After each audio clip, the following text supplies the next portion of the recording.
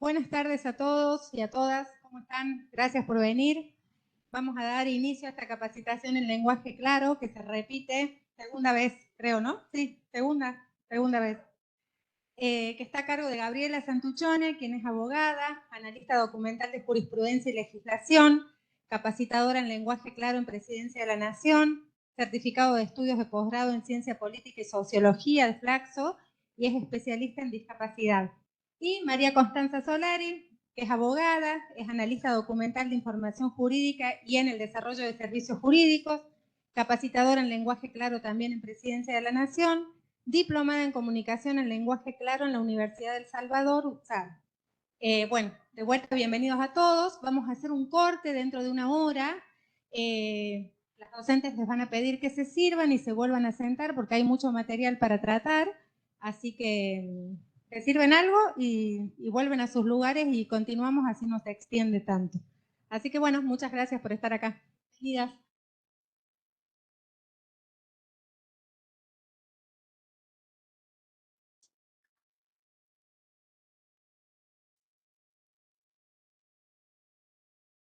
Hola, ahí se escucha. Bueno, buenas tardes, muchísimas gracias a todos por participar. Antes que nada les quería pedir que cualquier duda, cualquier inquietud, cualquier sugerencia, nos interrumpen con toda confianza y la charlamos entre todos. Porque, bueno, vamos a hablar varias cosas de gramática y demás. Nada, se puede tal vez hacer engorroso, pero además pueden surgir muchas dudas y lo bueno es que las planteemos acá. También, bueno, de la presentación que hizo Paola, notarán que somos abogadas y somos una convencidas de que la manera en que escribimos los abogados, los lingüistas nos pueden hacer 1500 sugerencias, pero si no la cambiamos los abogados no la va a cambiar nadie, o sea, los que trabajamos con documentos jurídicos, que el cambio tiene que venir desde adentro. Ahora vamos a ver las razones de por qué cambiar la manera en que nos expresamos, ¿no? Pero esto se los quería comentar también.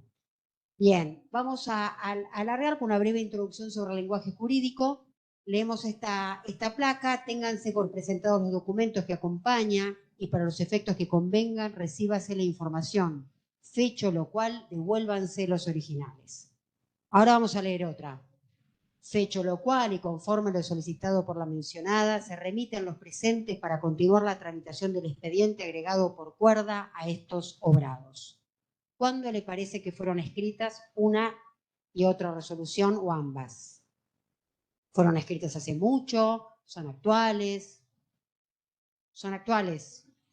¿Son actuales?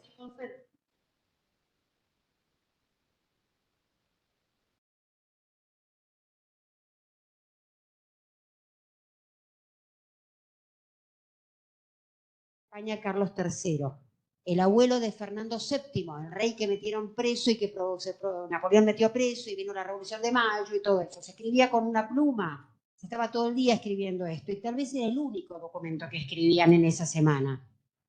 Nosotros ahora estamos atiborrados de información, no la llegamos a leer toda. Escribimos con medios digitales que nos permiten escribir rápido sobre plantillas y seguimos escribiendo igual. En 1766 la sociedad estaba dividida en nobleza, clero y súbditos. No había ciudadanos, no había derechos políticos, no había derechos civiles, mucho menos derechos sociales, ni hablar de derechos culturales, sociales, reproductivos, sexuales y demás. Nada de eso había. Y sin embargo, con todos los cambios que hubieron en estos 3 siglos, le seguimos hablando igual a las personas. ¿Sí? Me parece que en estos 3 siglos hubo muchísimo cambio desde estos derechos, desde que el destinatario de la sentencia ya no es un súbdito, es un ciudadano con derechos. Los tiempos son otros, estamos con otro tema, otra manera de informarnos, otra manera de comunicarnos, y sin embargo seguimos hablando igual. Entonces, cambiaron muchas las cosas, pero el lenguaje jurídico no se modificó. Vamos a ver algunas características del lenguaje jurídico. El lenguaje jurídico es un tecnolecto. ¿Qué quiere decir? Una lengua de especialidad propia de una disciplina. La medicina tiene su tecnolecto, la arquitectura tiene su tecnolecto, la ingeniería tiene su tecnolecto, nosotros tenemos nuestro tecnolecto y está muy bien que así sea, porque le da precisión a nuestra manera de comunicarnos. Si yo acá digo como dato, todos sabemos de qué se trata. Es una comunicación precisa. Y es una comunicación, los tecnolectos están muy influenciados también por el medio sociocultural en el que se desenvuelve esa profesión, por el ámbito formal o no formal en que se desenvuelve esa profesión y por su tradición. Estamos llenos de sedimentos de siglos y siglos y siglos. El tema es que los sedimentos estos por decir cosas, se consolidaron en rocas y hoy seguimos hablando igual que hace 3 siglos. Está muy bien mantener ciertas tradiciones. El tema es que cuando las tradiciones chocan contra una realidad e impiden que la comunicación sea exitosa entre el emisor del documento y el destinatario, ya ahí hay un problema. No sé si hasta acá vamos, porque además es un tecnolecto, pero es mucho más que un tecnolecto. Los abogados, jueces, los que manejamos documentos jurídicos, ¿cuál es nuestra herramienta de trabajo? El lenguaje. No tenemos otra. Nosotros no tenemos imágenes como un arquitecto que te presente el AutoCAD y puede estar callado y que vos veas el coso. No tenemos una ecografía, mire su bebé. No tenemos ese tipo de cosas. La única herramienta que tenemos es el lenguaje.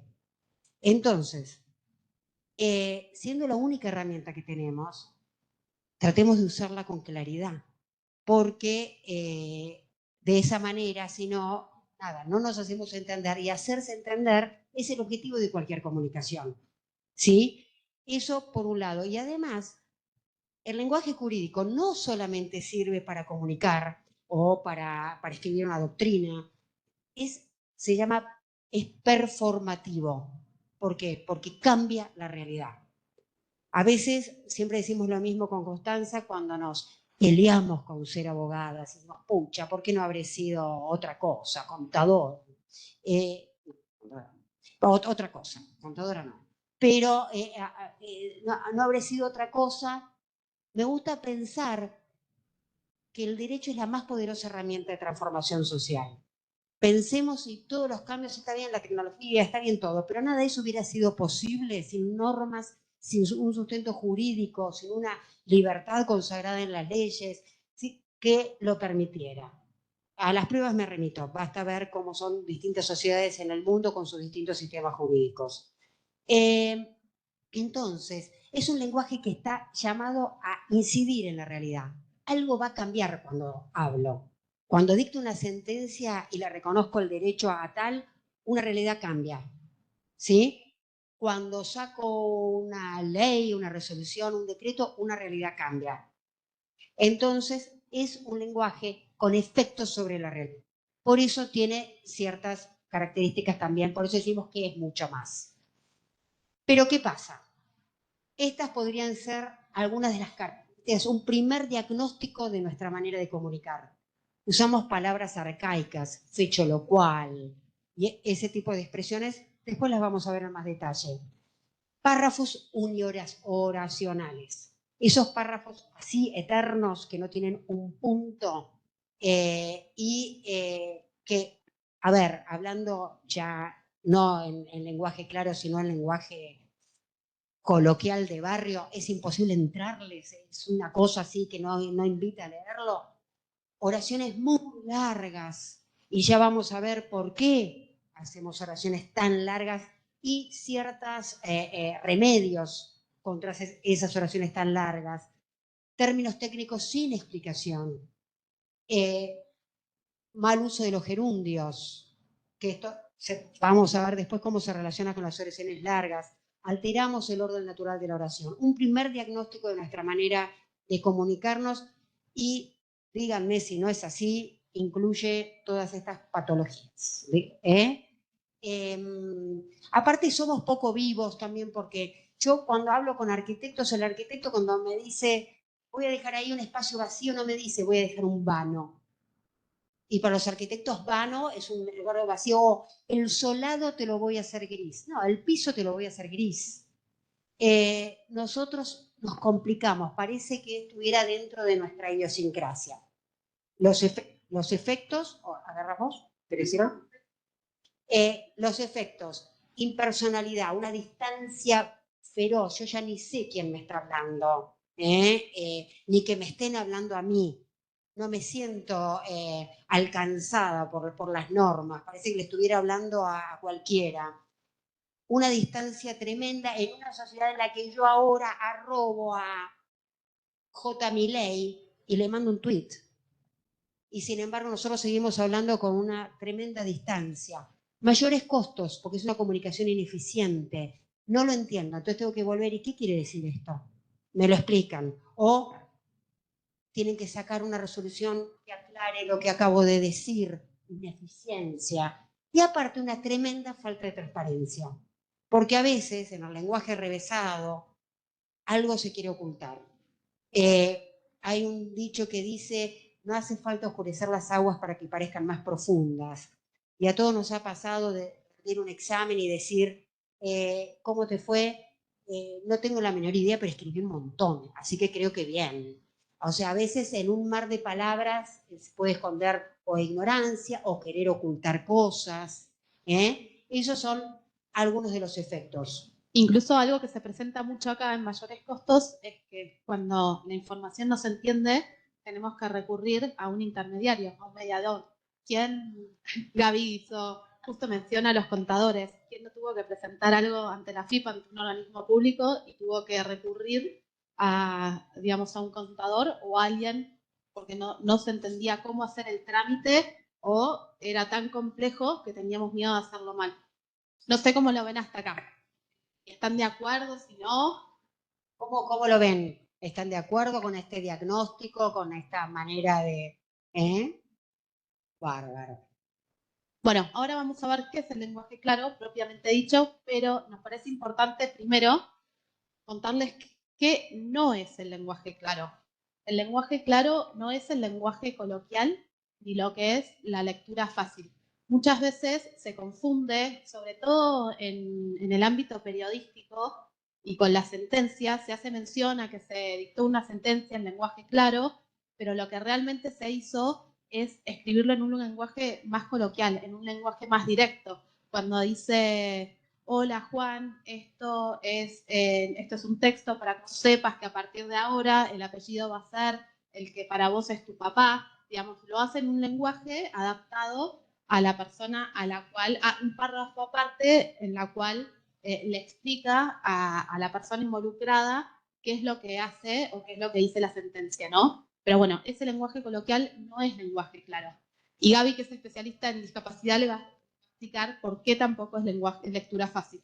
La lectura fácil es una técnica especialmente dirigida a personas con alguna dificultad en la comprensión lectora, sea por discapacidad, sea por son migrantes que no conocen el idioma, muy escasa alfabetización, ¿sí? Entonces, la lectura fácil es una técnica que toma un texto, lo adapta con oraciones muy cortas, con apoyo de imágenes, hasta con un sistema de impresión distinto, para que incluso le puede sacar contenido a lo.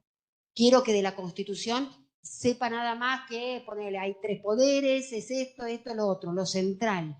Bueno, lo redacto de una manera muy simple, con oraciones muy cortas, pero es una técnica de adaptación. Entonces, el lenguaje claro no es lectura fácil, ¿sí? Incluso la lectura fácil tiene validación de las personas con discapacidad. Digamos, un texto en lectura fácil tiene que estar validado por un grupo específico de personas con discapacidad. Y el lenguaje claro no. Bueno, vamos a ver cómo se inició y cómo está el lenguaje claro en el mundo. Voy a ser muy breve porque esta es la parte teórica y siempre es mejor ir a la parte práctica. Pero bueno, es importante que sepan, voy a pasar de este lado, que el lenguaje claro se inició principalmente en el Reino Unido y en Norteamérica en la década del 70.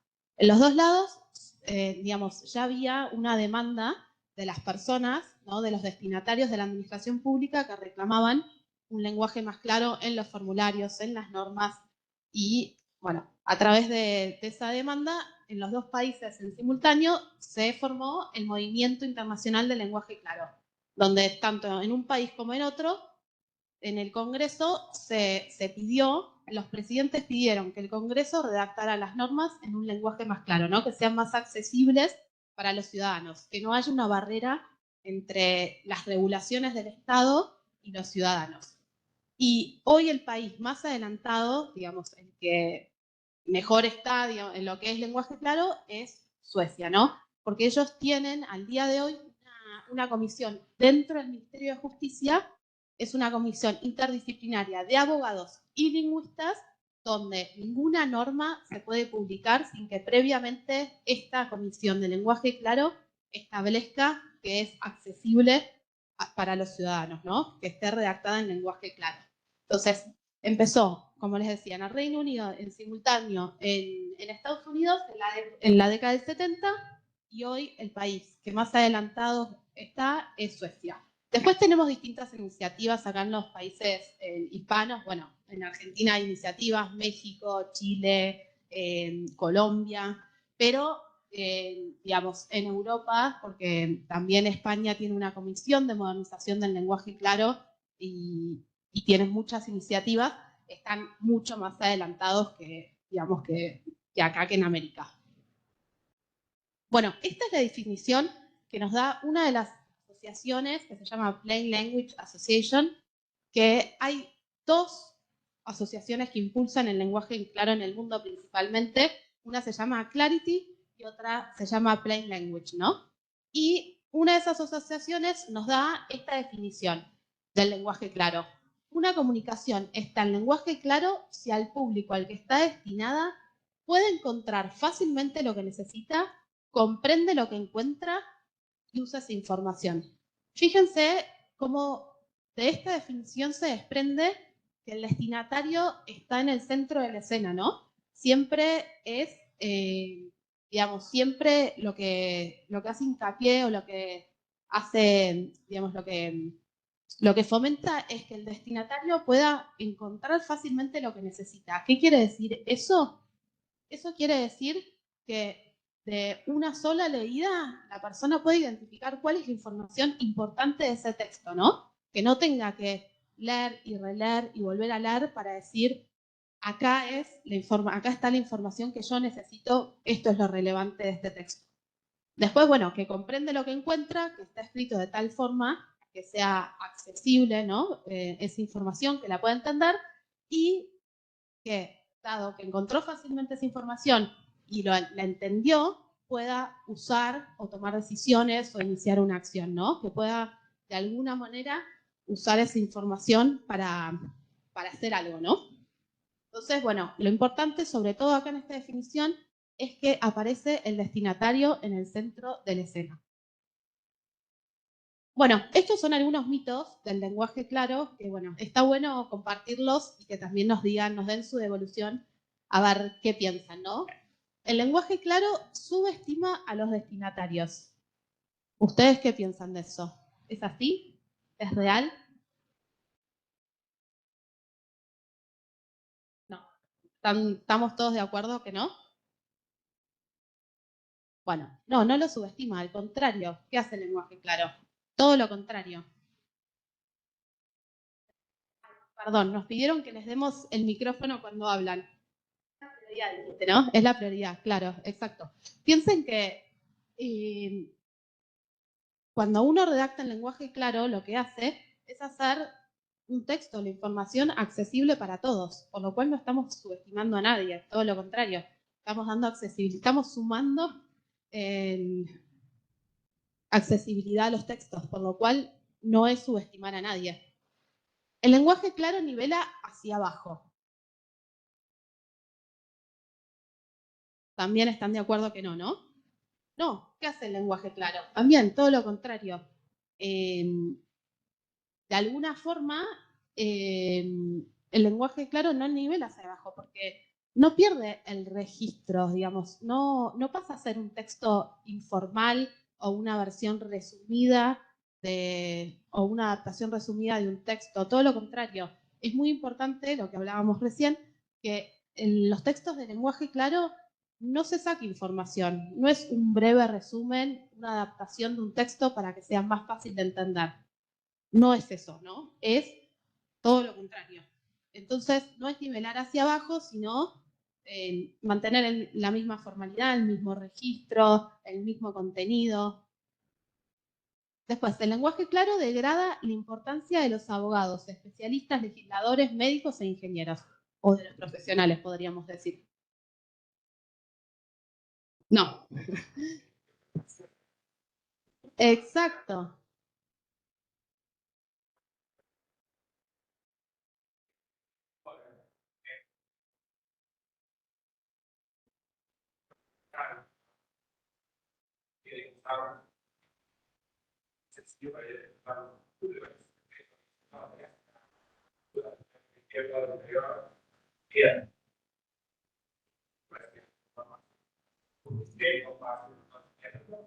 Exacto. Incluso hoy es una habilidad blanda muy valorada en los profesionales, lo que es la comunicación clara.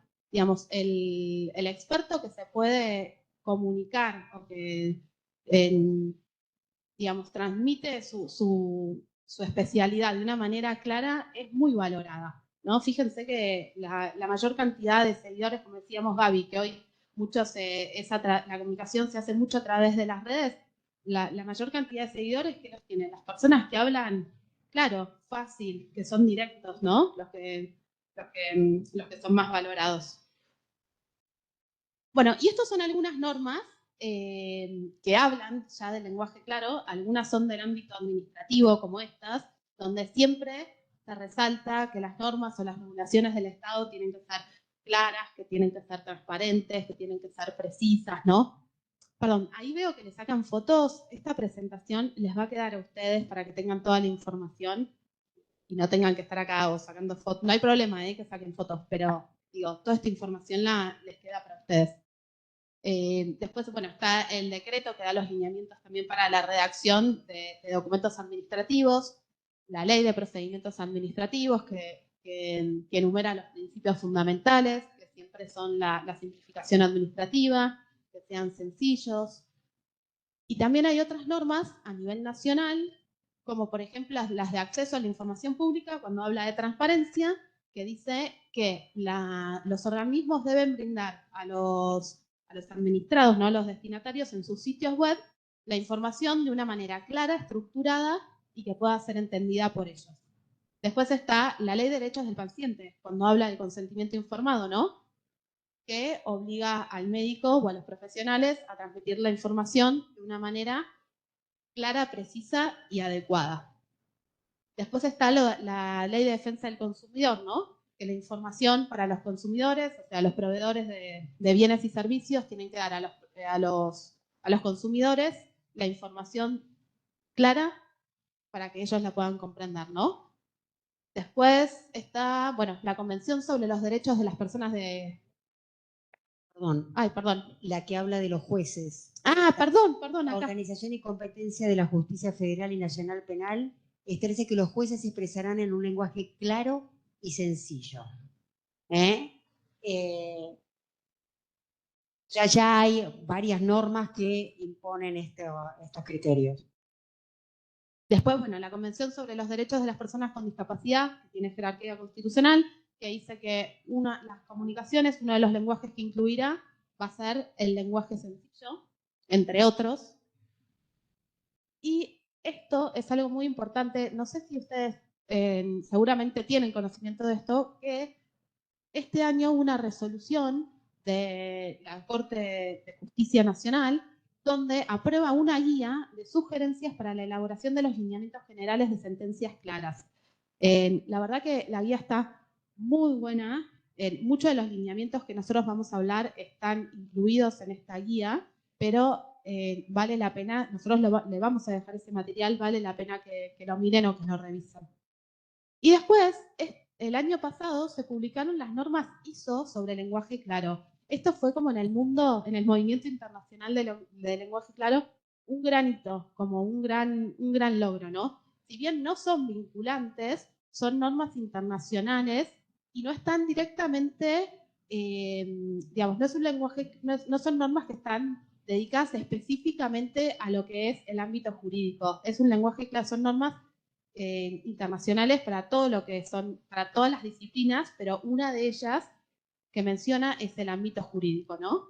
Y son, digamos, principios de lenguaje claro, como les digo, que no son vinculantes, pero son una guía que también las vamos a ver, muchas de las pautas que se publicaron son las pautas que vamos a ver hoy acá. Pero bueno, también era importante que lo tengan en cuenta. Bueno, y ahora sí, empezamos con la parte práctica, con las pautas. Sí, no sé si hasta acá tienen alguna duda, sugerencia. Las pautas de lenguaje claro, como les decía Constanza, esos lineamientos que sacó la Corte, la verdad que están buenos porque además están especialmente dedicados a sentencias, si conviene ponerle títulos, si conviene no ponerle títulos, porque hay mucho material sobre el lenguaje claro en redes, pero este está especialmente dedicado a las sentencias. Es un documento breve y la verdad redactado de una manera amena, linda, con ejemplos. Bueno, estas son las pautas que vamos a tratar de ver así rápidamente, pero cualquier cosa, ya les digo, me paran, nos consultan y las vamos charlando. Empezamos, a ver. Oraciones cortas. Se recomiendan como máximo 30 palabras en una oración. Si yo hago una oración de 60 palabras, 70 palabras o 340 y pico palabras, como tenemos casos, no se retiene la información. Estoy metiendo mucha cosa en una misma oración y dificulta la comprensión. Entonces, como máximo 30 palabras. Después vamos a ver cantidad de recursos para lograr esas oraciones cortas, porque la idea es expresar una idea por oración y un tema por párrafo, como dos unidades que hacen al esqueleto de mi documento. Una idea por oración, un tema por párrafo. ¿Bien? Entonces, no, acá. ¿Qué pasa? Los documentos jurídicos tenemos que tratar de que sean precisos. ¿Precisos qué quiere decir? Que es indubitado el mensaje, lo que quieren decir. Yo no puedo redactar una ley que me provoca dudas. No hablo de interpretaciones, hablo de dudas, de que no sé qué hacer con esa ley o que no se entiende bien. Y sin embargo hay muchas. Entonces, también con resoluciones judiciales. No, y debe ser conciso, decir estrictamente lo necesario. No hablar ni de más, ni llenar de palabras que son solamente de relleno. Entonces, precisión y concisión son dos conceptos que atraviesan todo el tema del lenguaje jurídico. Y esto, bueno, las nominaciones, nominalizar, ¿qué quiere decir?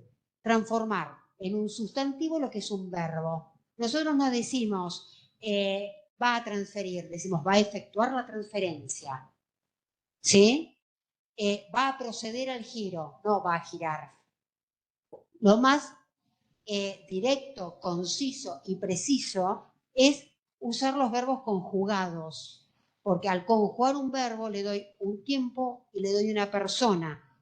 En cambio, cuando nominalizo, la parte anterior va en infinitivos, o puede ir conjugada, se procederá a efectuar la transferencia, procederá a efectuar la transferencia. Le agregué 4 palabras a decir, a transferir. ¿Sí? Entonces, esas son algunas de las cosas para lograr oraciones cortas.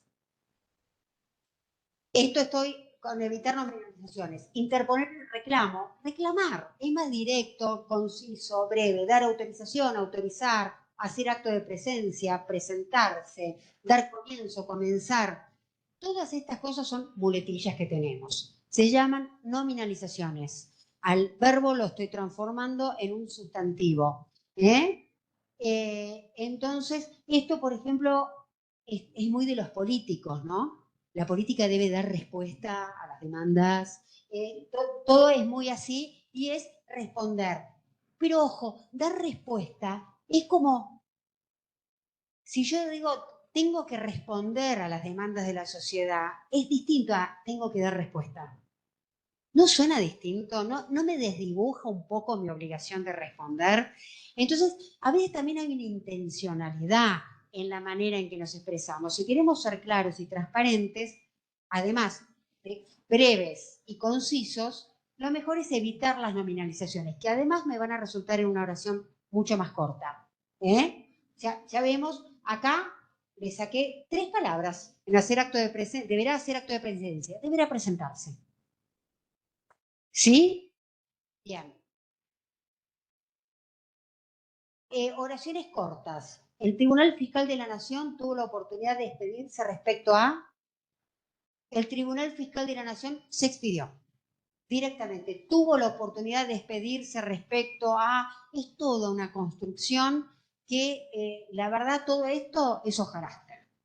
Y que hace la oración muy larga, tuvo la oportunidad. Aparte, a nosotros esto nos suena como muy habitual, pero al lector que no está acostumbrado a estos documentos, ya no. Entonces, el Tribunal Fiscal de la Nación se expidió. Es claro, el Tribunal se expidió a fojas tanto. En cambio, el Tribunal Fiscal de la Nación tuvo oportunidad de expedirse a fojas tanto. Ya la hice muy engorrosa porque además, a ver, se puede hacer, no digo que no se pueda hacer. Una vez, 2 veces, pero vamos a ver que en los documentos jurídicos generalmente nos expresamos así. Bien, esta es una sentencia sobre determinación de la capacidad de una persona.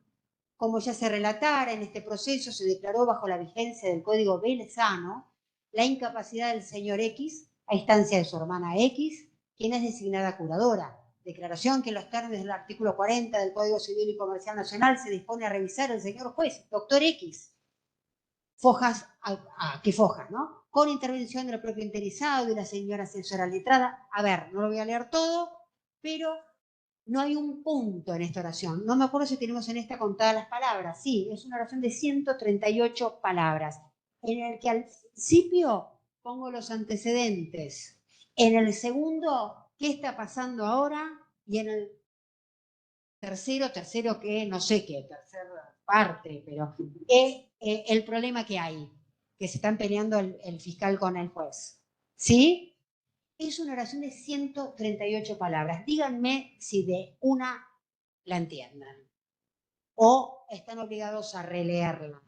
Y eso que nosotros estamos acostumbrados a leer documentos jurídicos. Imagínense al señor X que tiene una discapacidad o a su hermana leyendo esto para saber lo que es el expediente. Porque hay otro tema. El lenguaje claro, como decía Constancia, tiene en el centro al destinatario. ¿Por qué? Porque quiere que esa persona pueda encontrar la información, entenderla y saber usarla, ¿no? ¿Y quién es el destinatario de una resolución judicial? ¿Es el abogado? Es la parte. Pero en esta resolución de la Corte que les mencionábamos también dice, y es la comunidad toda. ¿Por qué? Porque es un antecedente, porque puede salir en un medio. ¿Y qué peor cosa nos puede pasar que agarre un periodista y lo entienda cualquier cosa a lo que decimos? ¿Pasa o no pasa? Bueno, la defensa está de nuestro lado. Empecemos a escribir más claro y ya va a haber menos posibilidades de que pase, que entiendan cualquier cosa con una sentencia. Entonces, el destinatario de una resolución judicial es la parte y la comunidad toda, en última instancia. ¿Sí? El abogado es un intermediario, un profesional que acerca sus conocimientos técnicos para eso, pero el destinatario de la sentencia es la parte. Bueno, nosotros lo que hicimos es, sin sacar nada de esa oración, de esta única oración, la dividimos en... No la tenemos, bueno, en otro ejemplo la tenemos dividida en 6 oraciones. Ese párrafo unioracional de 138 palabras. Decíamos, se declaró la incapacidad, se está ahora revisando como manda el código y el problema que había con el fiscal. Pero lo dividimos en 6 oraciones, tratando de poner oraciones cortas y demás. Bien, Este es otro ejemplo. El carácter excepcional de la acción de amparo es imprescindible acreditar la ineficiencia de los procesos ordinarios y obliga a desarrollar argumentos para llevar al convencimiento del juzgador de que es la única vía apta para la resolución del conflicto, no probada la inexistencia de otra vía, el amparo no resulta procedente. Esto es original, esto es sacado de una... También veamos lo que nos pasa con las oraciones largas. Empezamos a meter la pata con las comas, empezamos a meter la pata con los tiempos verbales, con las concordancias. Una oración corta es una garantía de que voy a mantener concordancia entre tiempos verbales, sujeto, número, género, y los problemas de comas. Acá ni puntos ni comas en esta, ¿no? Entonces nosotros la reformulamos, la acción de amparo es excepcional. Para que sea procedente es imprescindible acreditar ante el juez la ineficiencia de los procesos ordinarios y que el amparo es la única vía apta para la resolución del conflicto. La hicimos muchísimo más corta y le estamos diciendo exactamente lo mismo. ¿Sí? Bien. Esto es el manual de estilo del Ministerio de Hacienda. En ese momento se llamaba Ministerio de Hacienda, no me acuerdo en qué año. Pero veamos todo lo... Léanlo con lo que está en colorado y después sáquenlo y van a ver qué fluido se lee sin lo que está en colorado. ¿Qué es dable recordar que en el artículo 8? Que en el artículo 8, directamente. Y saqué 4 palabras. Que en ese orden de ideas cabe advertir que la Corte Suprema de Justicia sostuvo, directamente, ¿sí? Que no puede dejar de señalarse, que el Poder Ejecutivo, estas son todas expresiones. ¿Se pueden usar? Sí, por supuesto que se pueden usar. Pero ¿qué pasa? Nosotros abusamos de estos giros, con lo que terminamos haciendo un documento excesivamente largo, incomprensible, oraciones demasiado largas, y además provocamos otra cosa, que estos giros pierdan eficacia, porque de todo lo que abusamos, al final son balas que gastamos y las perdemos, porque, o sea, si yo no puedo dejar de señalar que la contraparte sostuvo qué sé yo, qué sé cuánto, y no puedo dejar de señalar que usted, vuestra señoría, dijo tal cosa en que te digo, bueno, no puedo dejar señalar a cada rato. En cambio, si lo uso una vez, tiene eficacia, ¿sí? Si abundo en ese tipo de contracciones, la cosa pierde eficacia, ¿sí? Bueno, díganme este párrafo. ¿Quién tiene ganas de leerlo? Nadie tiene ganas de leerlo. Nadie. Este era durante el aislamiento y después el distanciamiento y cuando se empezaron a poner las personas exceptuadas de la presencialidad y todo ese tipo de cosas, una resolución que establecía el protocolo para audiencias virtuales. O sea, cualquiera persona la podía necesitar. Y sin embargo, miren el párrafo que se mandaron, ¿verdad? Provocó esto en el lector. Esto no dan ganas de leerlo, básicamente, porque además afecta no solamente la claridad, afecta la legibilidad. Hay 2 elementos en una comunicación, la lecturabilidad, que es, esto lo entiendo, lo comprendo, y la legibilidad, que tiene una parte de esto, lo entiendo, lo comprendo, pero también es la tipografía, los márgenes, el interlineado, el espacio entre párrafos, que se me presente una hoja con blancos y no este manchón de palabras que es este párrafo. Díganme, yo creo que soy más grande que todos ustedes, pero ya soy más grande que casi todos, ya a esta altura, pero yo hoy agarro libros que leía cuando era joven y digo, ¿cómo podía leer esto? Letra mínima, con poco contraste con el fondo, interlineado mínimo, los párrafos todos juntos. Eso quita legibilidad, no invita a leer. Ahora, si vemos, incluso los lineamientos que sacó la Corte, te dice el tipo de la tipografía que tenés que utilizar y demás, considerando además la digitalización de los expedientes, porque es una letra la que se usa sobre papel y otra la que se usa en medios digitales. Bueno, esto es un tema de, no solamente es creo que... Sí, lo que te quería agregar, Gaby, Sí. también volviendo a la definición definición del lenguaje claro, que era encontrar la información que se necesita, fíjense a partir de dónde está la información relevante, ¿no? A partir de, ¿cuántos serán? No sé, 15 renglones. O sea, hay que leer todos los antecedentes, todo, muchísimo texto para llegar a la información, digamos, A lo que importaba. A lo que importaba realmente. Bueno, por eso terminamos así. Sí. Bueno, hasta acá vamos bien.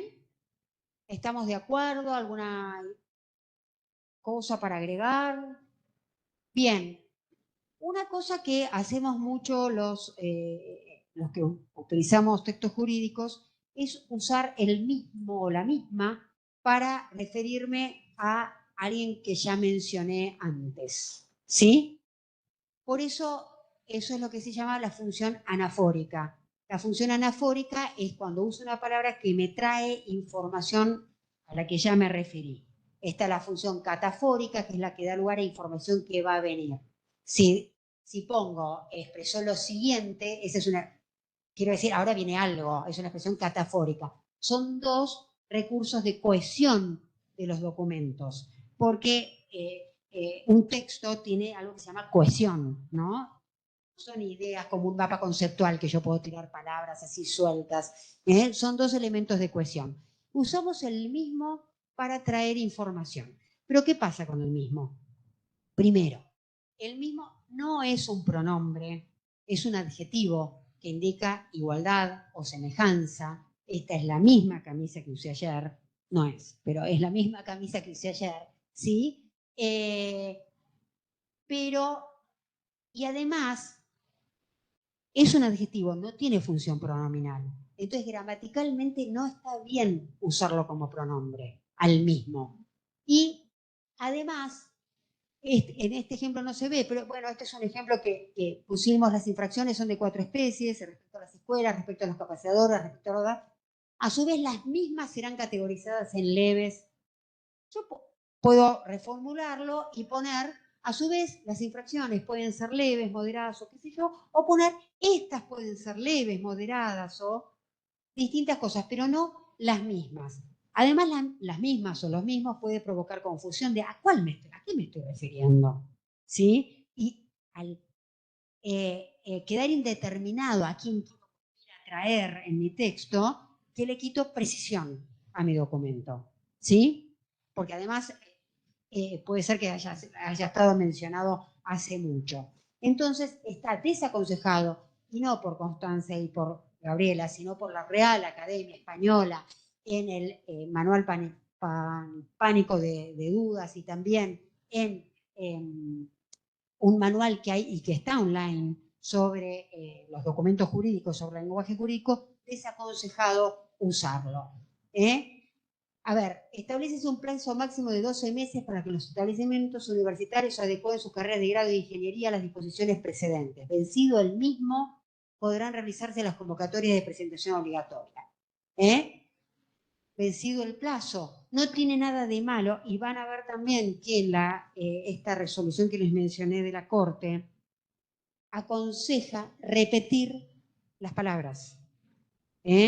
Nosotros, a veces, porque queremos, a ver, qué rico vocabulario tengo, me lleno de sinónimos, me lo paso con el referido, la mencionada, la ya citada, el mismo, la misma, el antedicho, el dicho, y muchas veces no sé cuál de todos es, ¿sí?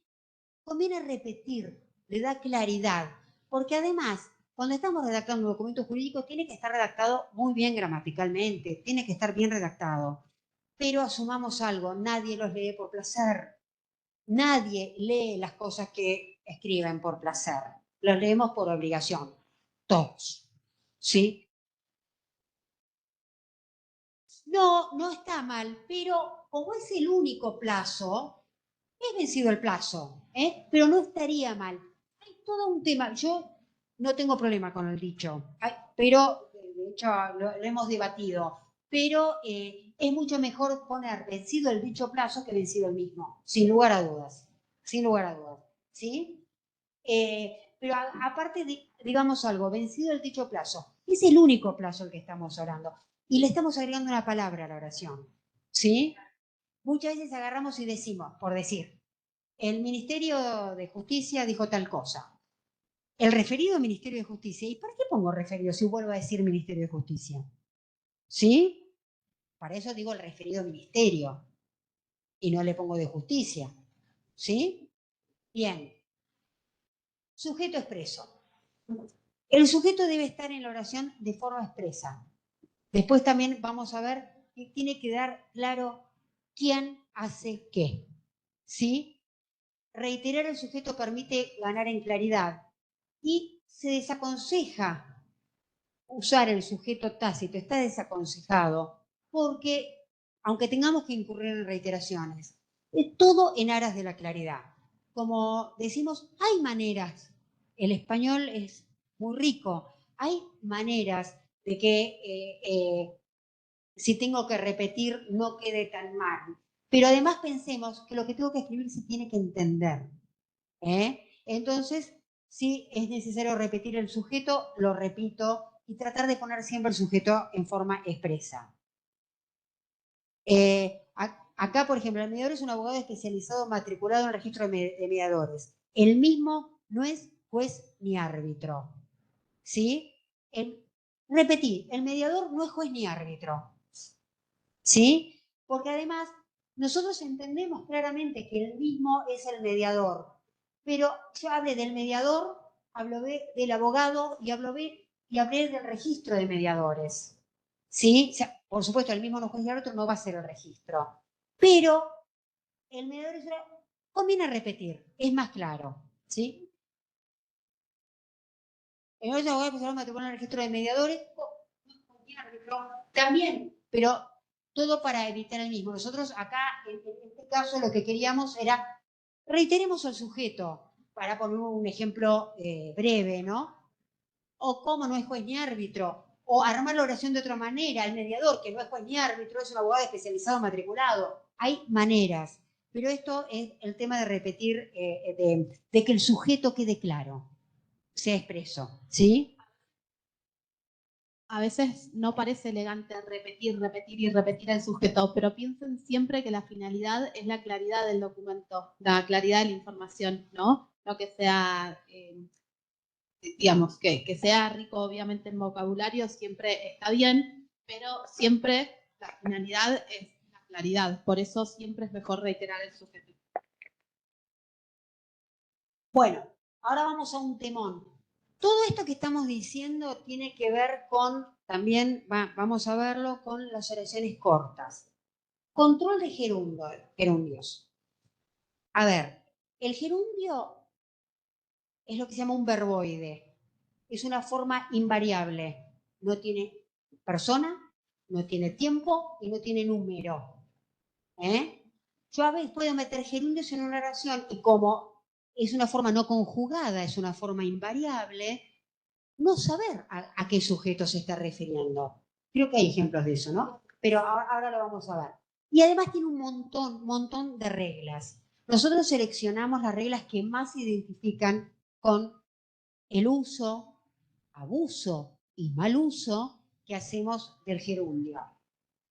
Cuando me refiero a un momento anterior, habiendo dictado la sentencia, el juez se retiró de la sala, está bien.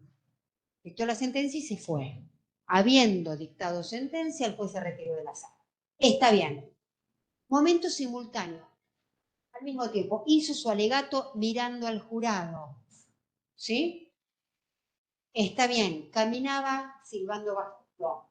Está bien. Ahí está bien. Cuando es simultáneo. Está mal cuando refiere a un momento posterior. Cayó el avión muriendo los pasajeros. Esto me da la sensación de que los pasajeros iban muriendo mientras caían, ¿verdad? No, cayó el avión y murieron los pasajeros. ¿Sí? A ver, en el lenguaje periodístico es muy típico agarrar y decir, no sé, robaron el banco dándose a la fuga y huyendo por la carretera tal. Entonces todo lo hicieron a la vez, robaron el banco, huyeron todo a la vez. Y no es así. También está mal usar el gerundio como calificativo de un sustantivo. Se sancionó una ley prohibiendo el aborto. Se sancionó una ley que prohíbe el aborto. En este caso, prohibiendo está se relaciona con ley porque es como que quiere usarse de adjetivo calificativo de la ley.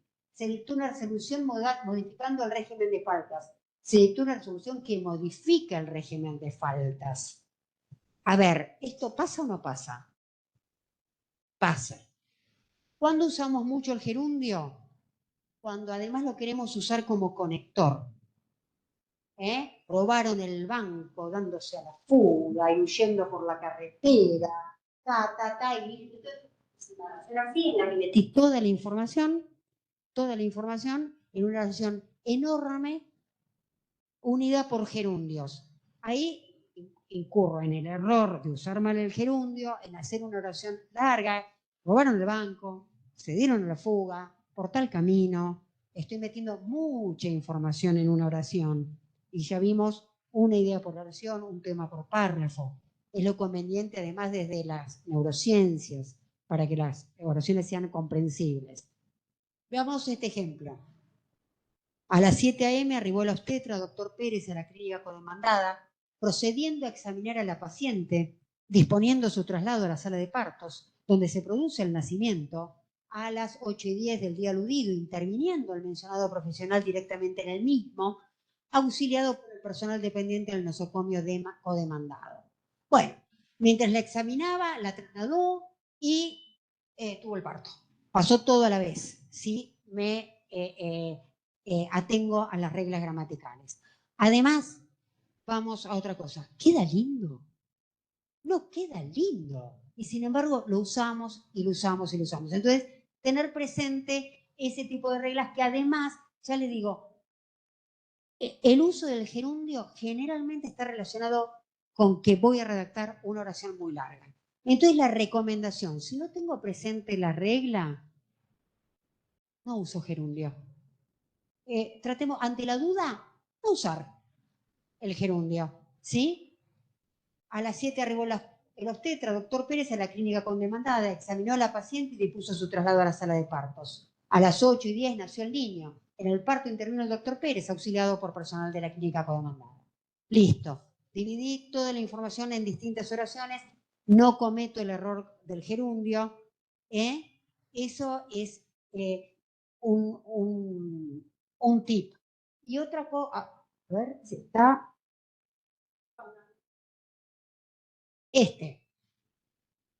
Miren, que ese día, siendo las 10:30 horas aproximadamente, se hizo presente Aníbal, que él expresó que vio a las menores en la ciudad de Puerto Madryn con valijas abordando un taxi y luego subirse a una camioneta que aparentemente se iba a la provincia de Buenos Aires.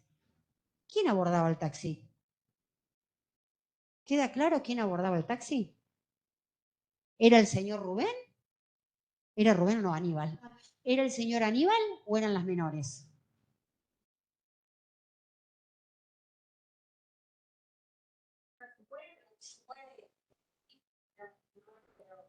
Sí, se puede decir que eran las menores, pero también después se subieron a una camioneta. Entonces, a otra cosa, entonces, el gerundio está mal usado si no refiere claramente al sujeto del verbo principal. Acá el verbo principal es vio y el sujeto del verbo principal es Aníbal. ¿Sí? Y en esta oración, el gerundio, que como vimos es una forma invariable, que no tiene persona, no tiene número, o sea, las menores eran 2, Aníbal era 1, y el gerundio no me varía para uno y otro, entonces no puedo distinguirlo ni siquiera por el número. ¿Está claro esto que estoy diciendo? Me enrevesé. ¿Sí? Bueno, entonces también el gerundio usado si no se refiere claramente al mismo sujeto. Hay un ejemplo que como era, entramos al recinto y vimos bromeando a los diputados.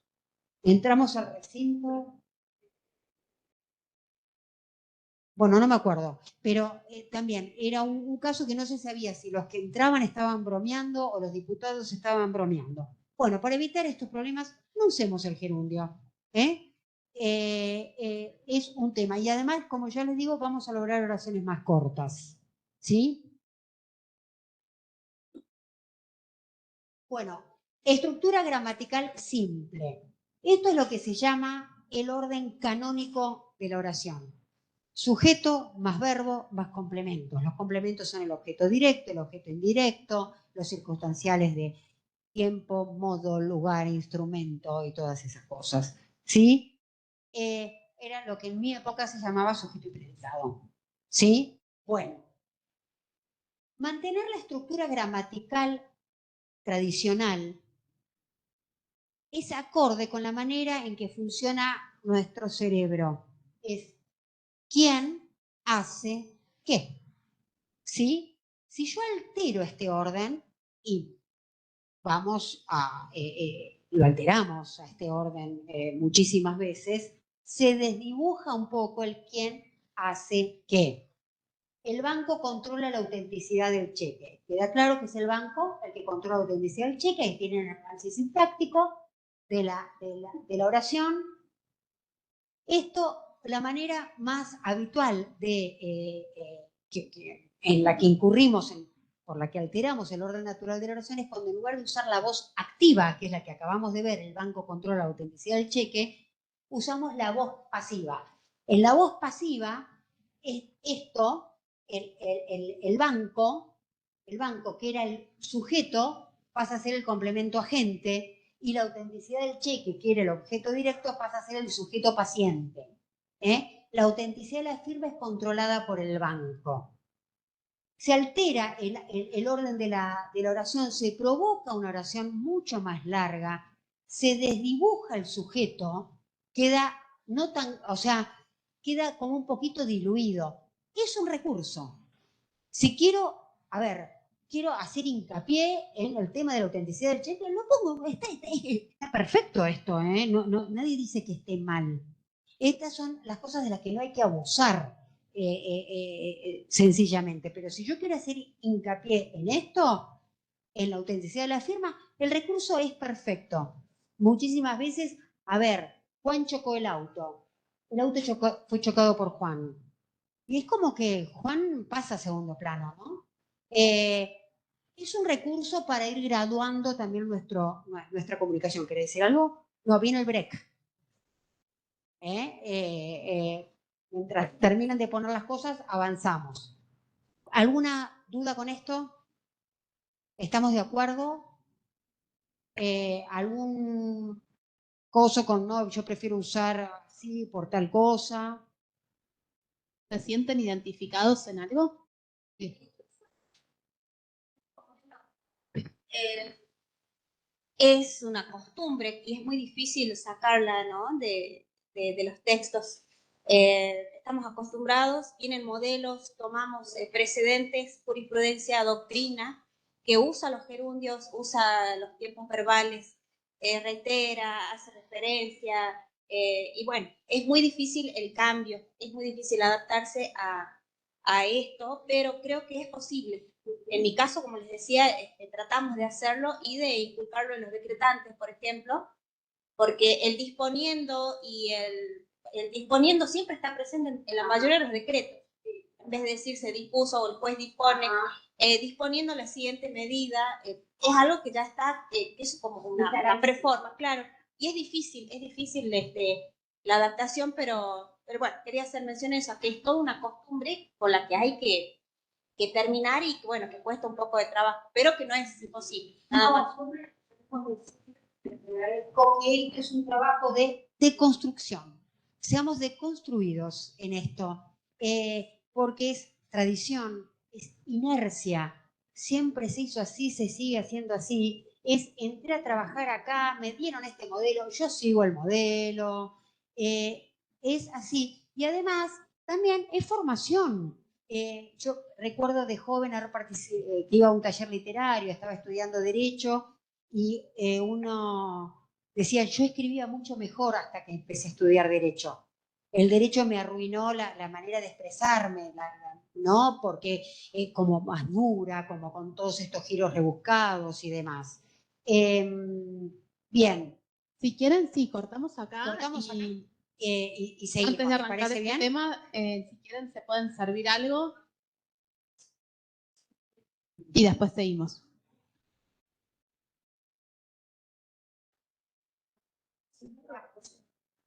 Vamos a ir retomando porque queda... ¿Está bien ahí? Queda bastante material para ver. Creo que, a ver, una reflexión incidental así, con motivo de una charla que recién teníamos. Este tipo de capacitaciones son una buena pausa para reflexionar sobre la manera que estamos escribiendo, sobre cómo se escribe en nuestro juzgado, cómo escriben los letrados, y replantearse cosas. Las dudas aparecen en forma permanente, por eso también bueno, la Corte sacó estos lineamientos de los que ya hablamos bastante. Hay juzgados que tienen sus propios protocolos. Creo que tenemos algunos para mostrar. Hay juzgados que tienen sus propios protocolos de no vamos a hablar más así, vamos a hablar así. Incluso modificaron la forma de notificar, porque la gente no entendía ante su incomparecencia será pasible de ser llevado por la fuerza pública. ¿Qué me quiso decir? Decía la persona. Cuando es mejor, si no se presenta, la policía lo va a ir a buscar, ¿no? Porque le estamos hablando a una persona. En esta presentación no tenemos la notificación del CECLO. Pero bueno, el servicio de conciliación obligatoria en Colección Nacional, antes de una demanda laboral, está la conciliación obligatoria. No saben lo que es la notificación que te notifica que sos requerido a participar en una audiencia. Notificámosle, empieza. Ya vos lees, notificámosle, y eso lo puede recibir desde una multinacional con un cuerpo de abogados tremendo, recibe la misma que el supermercado chino. Recibe la misma notificación. ¿Sí? Que no se entiende, la sanción por incomparecencia no se entiende. En fin, bueno, a lo que voy. Bienvenido a estos momentos, a estos espacios para reflexionar sobre la forma que escribimos, hacer autocrítica, porque, a ver, nosotros no tenemos la verdad revelada. Yo ejerzo la profesión y a veces escribo y digo que esto no trascienda. Esta oración que escribí, que no trascienda, porque con ese tema que tenemos, disculpen, no nos van a leer. En el juzgado nadie me lo va a leer al escrito, reitero cosas y le vuelvo a meter como ya referí, cosa que se den cuenta, pero bueno, es todo por prejuicio y qué sé yo. Tal vez, si ya de entrada se escribían oraciones cortas, me garantizaba que el juzgado lo leyera. Bien, palabras simples. Otra de las cosas que hacemos es buscar palabras rebuscadas. Muchas veces en el afán de encontrar sinónimos, no queremos decir embarazo, queremos decir periodo gestal. Y discúlpame, vos estás atravesando tu periodo gestal. ¿Quién te dice eso? Hola, le dijiste, estoy con el periodo gestal. No, estoy embarazada. Bueno, y cuando vas al médico, no vas al experto galénico. ¿Ah? Y no te parás a la sombra de una especie arbórea, sino de un árbol. El tema es hablar, nadie dice hablar con palabras vulgares, hablar con las palabras usuales, ¿sí? Veamos este ejemplo. Asimismo, sufrieron lesiones las personas que viajaban en el otro locomóvil, Toyota Corolla, por las que achacaron la responsabilidad al fallecido conductor. Ya ven la construcción, ¿no? Lo del locomóvil ya empieza a pegar con todo esto. El experto galénico que adocena a fojas 327 de la pretensión ratificó estas yacturas en la personalidad de ambos que conforman la unicidad de sus seres. A ver, por escribir rebuscado ya metió la pata, porque ¿qué conforma la unicidad de sus seres? Las yacturas, que son lesiones, daños, lo tuve que buscar en el diccionario, obviamente. No, yo no sabía que eran yacturas. Entonces, ¿qué es lo que conforma la unicidad de sus seres? No sé. Lo único que está en plural son las yacturas. Entonces, por escribir, y agregó, además del porcentaje de incapacidad, que la índole de aquella fue grave. Y esto era lo importante, que las lesiones eran graves. Y se mandó todo esto, que el esparto galénico a docena, que no sé qué quiere decir, que las yacturas, que el locomóvil, es un accidente de tránsito. Juan Pérez chocó a Pirulo Menditegui y le provocó lesiones. Es un daño y perjuicios, le puede pasar a cualquiera. ¿Por qué hablarle así? Y esta es una sentencia reciente, no es vieja. Bien, entonces se aconseja, esto es la guía, es lo que decía, que hay juzgados que sacaron sus propios manuales de estilo. Guía de lenguaje claro y estilo del Juzgado Penal Contravencional de Falta número 10 del Poder Judicial de la Ciudad Autónoma de Buenos Aires. Sacó sus guías. Dice, evitemos el uso de adujo, avisora, comparecer, copia fiel, desglose, desinsacular. Bueno, a mí me parece que están insultando al perito. Cuando dicen el perito desinsaculado, a mí me parece que lo están insultando. Imagínense la parte.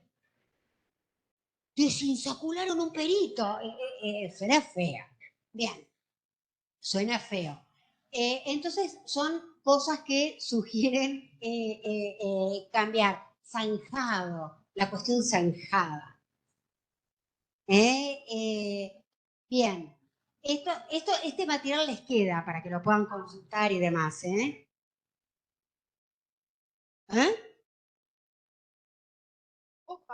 Hoja. Sí, sí. Ahora creo que viene otro, ¿no? Las frases. El mismo manual dice evitar las frases estas, ¿no? A sus efectos, autos y vistos, cédula de estilo, córrase vista, corre por cuerda. Todo. No, acá. A ver, las guías de estilo estamos todos en la generalmente misma. hacen un previo diagnóstico de cómo se venía escribiendo, agarran lo que se quiere modificar y se modifican. Se ve que en ese juzgado se escribía mucho así y el juez dijo, se cortó acá. Vamos a escribir más directo, más claro. Que exhibe y retiene para sí. Si solo lo exhibo, se entiende que no lo estoy entregando. Bien, una vez sabido. Bien, estas son todas. Puedes poner, esta es otra. Manual de lenguaje claro y estilo del juzgado, es el número 13 de otro juzgado. Dice, en lugar de autos, causa y caso, porque la gente se confundía con el automóvil y iba en el juzgado y decía, señor, yo no tengo auto.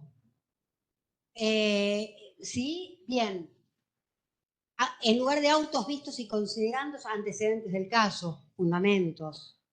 Colofón, corolario, conclusión. Demarras. Demarras. ¿Usan demarras? Bueno, vamos a hablar de demarras. Demarras. ¿Qué quiere decir demarras? Si yo digo el expediente de Marras. ¿De qué estoy hablando? Bien, sí, ese es el sentido que le damos.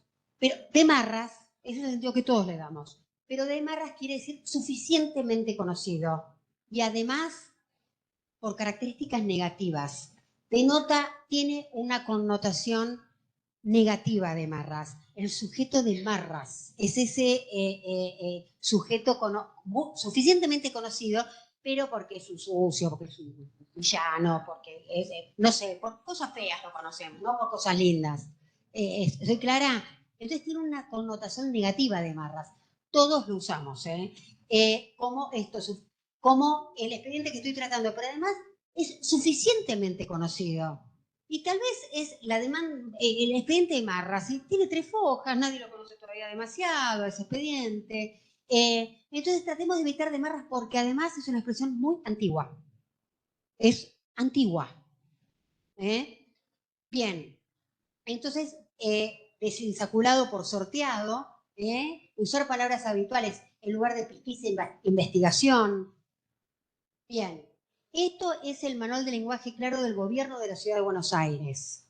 Todos estos materiales además están en línea, muchos de ellos, así que los pueden consultar. En lugar de foja, hoja, en lugar de empero, sin embargo, en lugar de en virtud de, según. ¿Se puede usar en virtud de? Por supuesto que se puede usar, pero no abusar. Decía alguien, todo en su medida y armoniosamente. No abusar de las cosas. No sé, el acto constituye el antecedente del caso. El acto es el antecedente del caso. Coadyuvar. ¿Quién coadyuva? Venía a coadyuvarme a hacer la comida. Nadie coadyuva en la vida. En la vida nadie coadyuva. Es contribuir, ayudar, colaborar. ¿Sí? El abajo firmante, el nombre de la persona que firma directamente. Emolumento. Se me acabó el emolumento. No. Bien. No. Otra cosa de las oraciones largas. A ver, vamos dándonos cuenta que todos estos recursos de los que estamos hablando son para escribir de una manera más concisa, más precisa, hacer oraciones cortas. Si no le meto muchos gerundios, la oración va a ser más corta. Si la hago en voz activa, la oración va a ser más corta. Si no uso nominalizaciones, si en lugar de decir Juan debe transferir, digo, Juan debe efectuar la transferencia, ya la oración es más larga. Son todos recursos para lograr oraciones cortas. Bien, evitar los incisos. Estos no son los incisos de las normas, sino que son unidades con autonomía gramatical que le metemos adentro de las oraciones. Son esas cosas que ponemos entre comas, a veces entre guiones, muchas veces entre paréntesis e incluso hasta corchetes adentro de una oración. ¿Sí? Claro, pero las comillas ponele que estoy citando. Pero esto es información que yo les voy metiendo adentro a la oración. Siempre digo, es como una carne mechada. No me alcanza con meterle un... Sin embargo, señor juez, que también le meto un, como antes dije, y qué sé yo, y logro una oración eterna, separada por un montón de comas. Cuando toda esa información, tal vez lo que me convenga es separarla en oraciones distintas. ¿Qué pasa cuando le meto cantidad de incisos? Incorporo más ideas a la oración, ¿sí? Alejan la acción del sujeto. El verbo se me aleja del sujeto porque en el medio le metí un montón de información y complican la comprensión. Veamos un ejemplo. El ministro, visiblemente preocupado, presentó su proyecto duramente criticado por la oposición en el recinto de la Cámara de Diputados. Tengo cuánta información acá. Que el ministro presentó su proyecto, que estaba preocupado, que era criticado por la oposición. Todo en una misma oración. El ministro presentó su proyecto en la Cámara de Diputados. Punto. Estaba visiblemente preocupado por las críticas de la oposición. Y esto se relaciona también con otro tema. A la información yo le puedo dar la jerarquía que considere. Hagamos de cuenta de que yo soy de un medio periodístico, opositor recalcitrante al gobierno, y quiero hacer centro no en el proyecto que presentó, sino que es duramente criticado por la oposición. Entonces, voy a poner esto primero. El proyecto del ministro Pirulo, tan criticado por la oposición, ¿no? Lo voy a poner primero. Eso es jerarquizar la información. Que ese es un trabajo previo al sentarse a escribir. Nosotros nos sentamos a escribir y como si fuéramos... ¡Ay, me acordé de esto! Se lo voy a meter acá entre comas. ¡Ah, no! ¿Y esto no lo va a leer? ¡No lo va a leer! Le voy a meter tal cosa, Y sigo metiendo cosas adentro del escrito. Lo mejor es hacerse un pequeño plan textual, ¿no? De esto también trata del orden de la sentencia, este tipo de cosas, esa guía que les referí, que incluso cómo reseñar los antecedentes, los hechos, seguir el orden cronológico, mejor, facilita mucho más la comprensión seguir el orden cronológico de los hechos si los tengo que reseñar y demás. Bueno, otro asunto que nos alarga las oraciones son las subordinadas. Las subordinadas también es información que le vamos metiendo a la oración. La Real Academia nos dice, la posibilidad de subordinar unas oraciones a otras es un mecanismo que dota a la lengua de gran economía y flexibilidad. Sin embargo, llevado al exceso y a la acumulación, el mecanismo subordinativo puede convertirse en una trampa para la escritura. Favorece el estilo pesado, es causa de constantes errores de construcción y, sobre todo, dificultan la lectura y la comprensión. Dos cosas que nos interesan. Causa de constantes errores de construcción. Como dijimos al principio, casi me garantiza que no voy a meter la pata con las comas, con los tiempos verbales, con las concordancias, escribir una oración corta. Si escribo una oración muy larga, llena de incisos y con subordinadas, subordinadas son las oraciones que dependen de una oración principal. Juan pateó la pelota que le compró su mamá en el día del niño, que era de color rojo. La oración principal es Juan pateó la pelota. Todo lo demás son subordinadas. ¿Sí? Que pueden ser subordinadas adjetivas, subordinadas sustantivas, subordinadas adverbiales, depende de la función que estén cumpliendo. Las puedo usar, sí las puedo usar. Lo que no se recomienda es abusar. Esto es el libro de estilo de la justicia. Súper recomendable y está en línea. ¿Sí? Bien. Vamos, un ejemplo. Las designaciones transitorias en planta permanente que no habilitan el goce de esta habilidad por estar dispuestas de excepción al régimen de selección vigente configuran un sistema de cobertura de cargos con características autónomas. La oración principal es las designaciones transitorias en planta permanente configuran un sistema de cobertura de cargos con características autónomas. Todo lo demás es subordinada. Son subordinadas. Hay subordinadas adjetivas, subordinadas sustantivas y subordinadas adverbiales ahí. Esto conviene porque además, a ver, la verdad no sé qué es lo importante de esta oración, pero separarlo en distintas oraciones, ¿sí? A esta información, poner un punto y separar la info. Son 70 palabras, Bueno, pasamos a otra cosa rápidamente. Los conectores. Todo esto también les queda. Los conectores, los autores, acá están las fuentes también, porque acá no se roba nada, citamos a todos los autores y demás. Los conectores, los autores dicen que son como guías de balizamiento en el texto. Me van diciendo, uy, ahora este tipo va a empezar a enumerar, porque digo, en primer lugar, el juez dijo tal cosa, en segundo lugar, el fiscal sostuvo que, y en tercer lugar, la parte dijo tal otra. Entonces, voy a empezar a enumerar, va terminando, porque mando un y conclusión, ¿sí? O, va a recapitular, en resumidas cuentas, vuelvo a decir, bien. Entonces, funcionan como operadores, expresan una intención del que está escribiendo. Bueno, te aviso que voy terminando, para finalizar, pero no termino, porque pasa para finalizar y sigue el escrito, pero no. Focalizan la información relevante, puedo querer resaltar algo, entonces uso un conector que le dé relevancia, pero y además también son elementos de cohesión. Si no, sin conectores, los textos serían conjunto de todas ideas sueltas. Entonces tienen todas estas funciones. Vamos a presentar distintas clasificaciones. Contraargumentan, reformulan, ejemplifican. Son todas funciones de los conectores.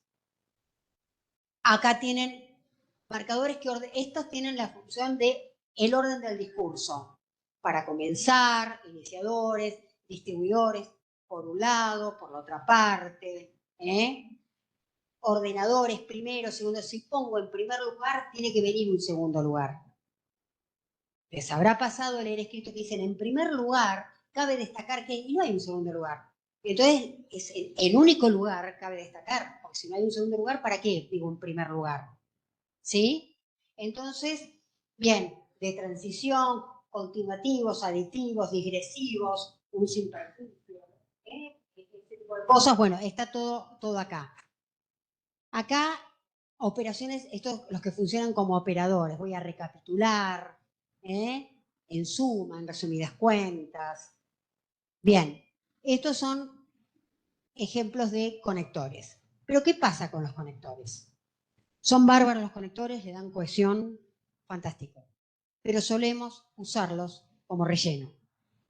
Juan Pérez, sin saberlo, compró un auto con el motor rectificado. En consecuencia, tuvo problemas por poco tiempo. Por lo tanto, fue al taller mecánico, a los efectos de que el mecánico le diera una solución. Por ende, revisó el motor, de resultas de lo cual encontró el problema y, en consecuencia, le sugirió reclamar al vendedor. Demasiados conectores innecesarios, superfluos, lograron una construcción muy larga. Nosotros le sacamos todos, Juan Pérez sin saberlo compró un auto con el motor rectificado, tuvo problemas al poco tiempo y fue al taller para que el mecánico le diera una solución. Revisó el motor y le sugirió reclamar. Dijimos lo mismo, de una manera mucho más breve y sin todos estos conectores que no están cumpliendo en realidad ninguna función. Y entonces esto es lo que volvemos a decir. Si yo quiero resaltar algo, si yo quiero indicar que algo es una consecuencia de, me parece bárbaro. Cabe destacar, en consecuencia, por consiguiente. Pero si abuso, otra bala que gaste mal. Y pierde efecto como operador discursivo. ¿Sí? Bien. La coma. La coma. La coma es un problema. Generalmente es un problema en el que incurrimos. ¿Por qué? Adivinen por qué.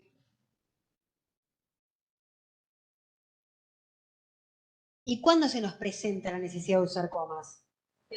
Oraciones re largas. Entonces, ante la duda, cortemos la oración. Bien, se cuenta del emperador Carlos V que un día se le pasó la firma la sentencia a un condenado en la que se leía lo siguiente: perdón imposible, que cumpla la condena. Carlos pensó un ratito y finalmente hizo lo siguiente: perdón, imposible que cumpla la condena. La coma alteró totalmente el sentido de la oración.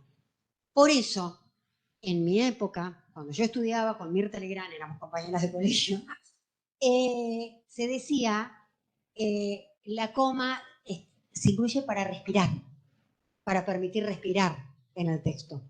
No, yo no respiro hoy, no hablo con la misma velocidad ni respiro al mismo tiempo que vos o vos. La coma está al servicio del sentido del texto. ¿Sí?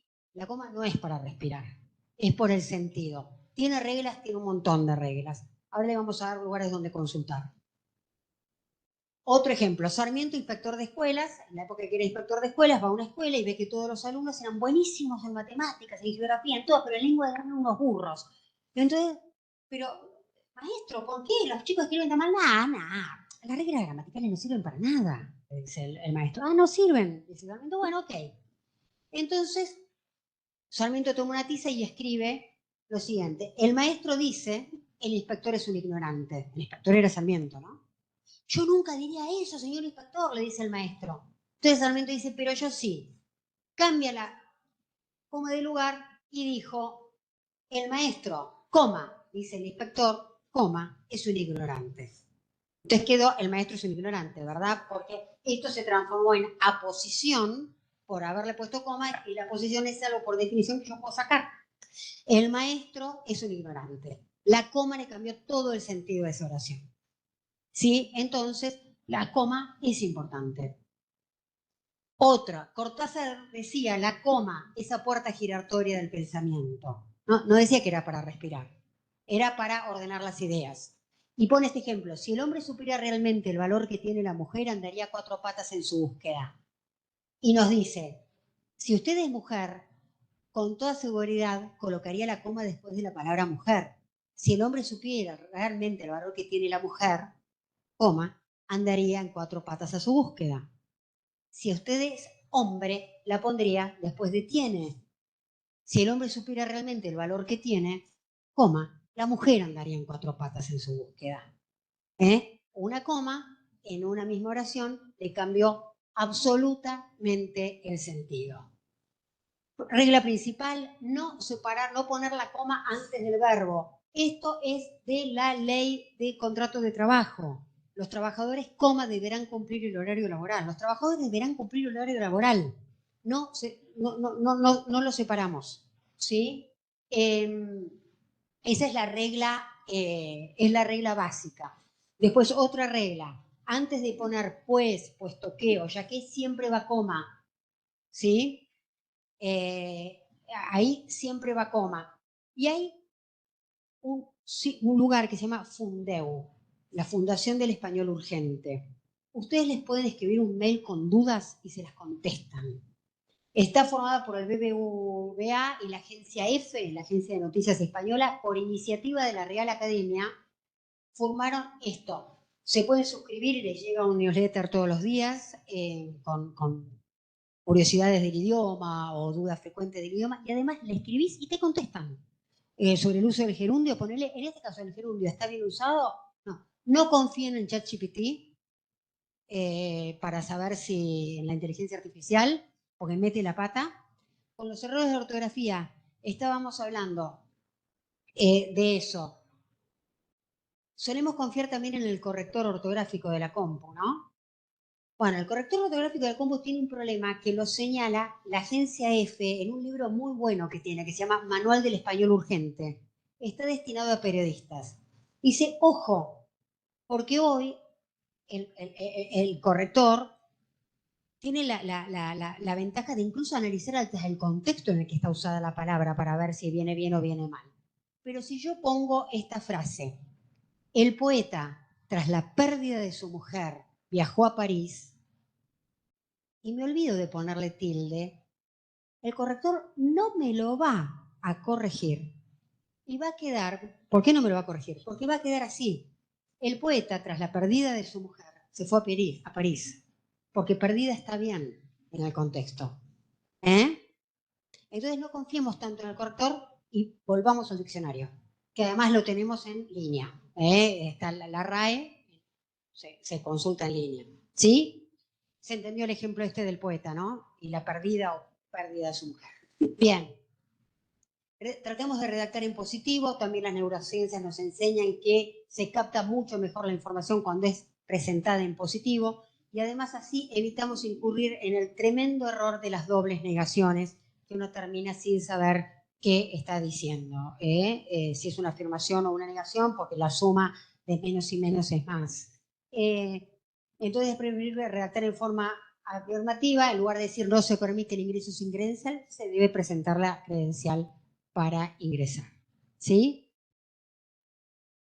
Bueno, a ver, el punto, por supuesto, para separar las ideas y una idea por oración.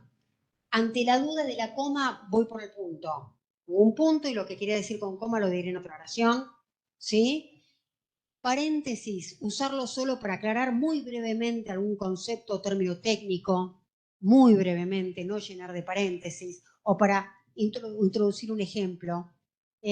Coma es mejor usar el punto, pero básicamente para diferenciar ideas y para no cometer errores. Y este tipo de cosas se desaconsejan. Corchetes, barras y otros signos no usuales están desaconsejados porque además tienen problemas con la accesibilidad para las personas que usan lectores de pantalla. ¿Sí? Si una persona tiene que acceder a nuestro documento mediante un lector de pantalla que le lee porque tiene una discapacidad visual, por ejemplo, tienen problemas de accesibilidad.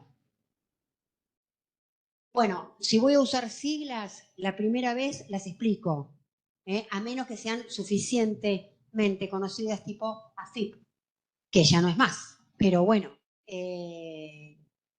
bien, durante un tiempo vamos a explicar ARCA. Aunque ARCA era de acá, ¿no? El original ARCA, bien.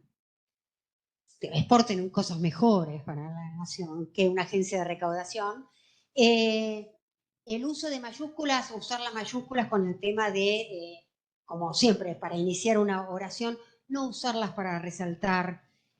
Lo que escribo en mayúsculas parece un grito y lo que se abusa de las mayúsculas no se lee. La verdad, provoca rechazo leerlo. No se lee. Lo mismo el abuso de la negrita, el abuso de todo ese tipo de vuelta, balas gastadas. Es mejor usar una vez negrita que me va a indicar que si tengo todo una cebra. El escrito es una cebra llena de cosas, ¿no? Bueno, los números. Lo que se aconseja es escribir los números en números, ¿sí? Porque además se cometen muchos errores generalmente al escribirlo en letras. pero a veces sabemos que por obligación se tienen que escribir de las dos maneras. Las fechas, ponerlas en forma extendida, 10 de septiembre de 2024 y no 10 del 9 del 2024. Porcentajes sin fracciones, esto no sé si me va a salir porque los tengo que aprender de memoria los ejemplos, pues una discalculia tremenda, pero si tengo que decir el 30%, es mejor decir 30 de cada 100, se entiende más que el 30%. Esto para la comunicación. Cuanto a las fracciones, lo mismo. ¿Cómo es la que siempre usamos? Un cuarto, uno de cada 4, o la cuarta parte. Ese tipo de cosas son más fáciles de entender, ¿sí? Deberá abonar un cuarto de...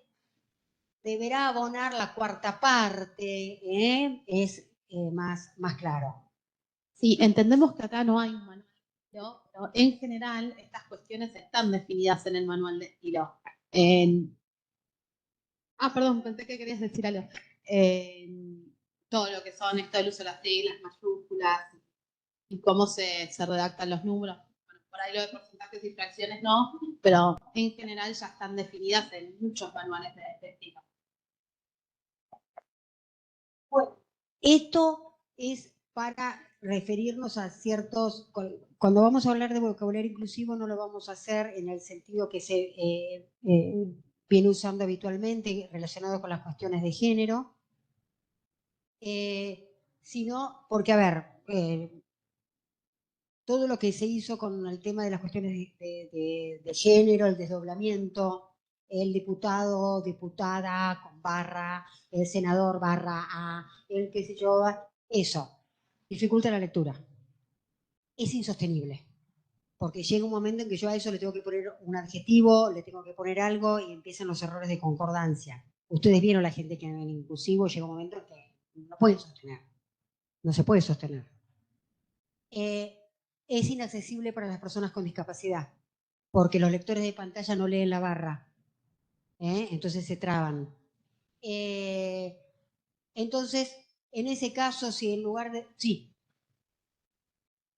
absolutamente va en contra de la economía lingüística, lleno de sujetos, si digo, la diputada, el diputado, el senador, la senadora, el ministro, la ministra, el verbo me queda a 3 kilómetros de lo que quería decir.